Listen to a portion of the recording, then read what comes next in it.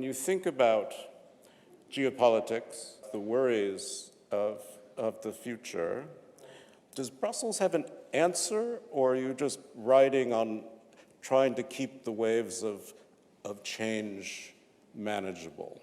It's not easy to answer directly. So, well, I think we can all agree that there is no going back, and that is fine when we talk about democracy.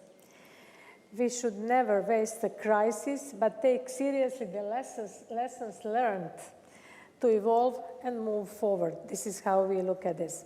Turning inward is not our direction. Clearly, the very global nature of the pandemic has made an isolationist stance futile. So with this in mind, our first priority at global stage is to speed up vaccination. So we know that the world is becoming less free and democracy is under attack, both in established democracies, as you might have seen, and those in transition.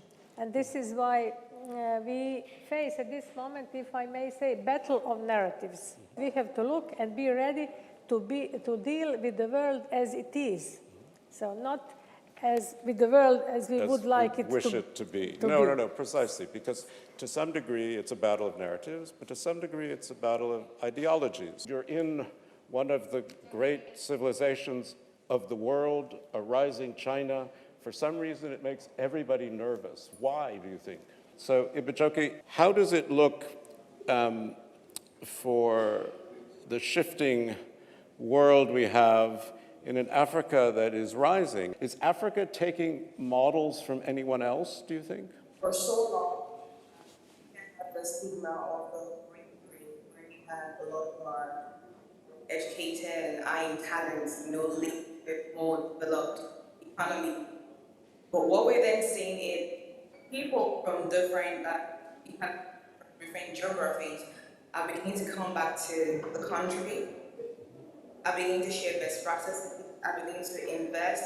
There's more exposure as well. Economic independence as well has played a huge difference in this. So when you look at the economy like Rwanda, so Rwanda had to make really strict economic policies. They had to improve on their gender equality. And you're seeing a country in Africa right now lead on gender equality across parliament in Africa. So many things have changed. I've actually shaped this. If you look at Kenya as well, the fintech market, M-Pesa, how M-Pesa has revolutionized, the payment system and the financial market. If there is a new rivalry in the world between democracy and authoritarianism, does Europe feel trapped in this? How do you think of the dilemma for Europe in the face of these two potential rivals? As you know, we are now talking about strategic autonomy.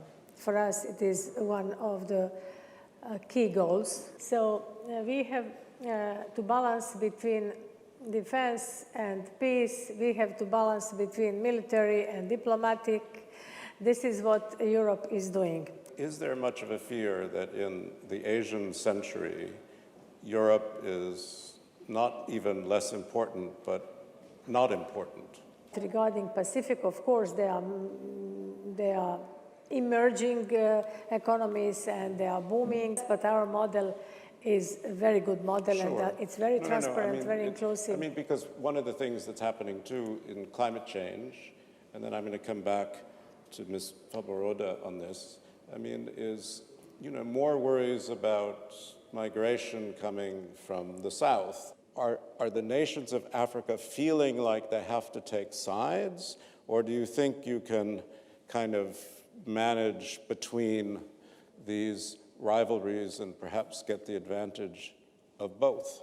The superpower rivalry has presented a unique opportunity for Africa, in the sense where Africa is beginning to look inwards. I don't really think it's more of taking side, but for example, my country does a lot of business with China, right?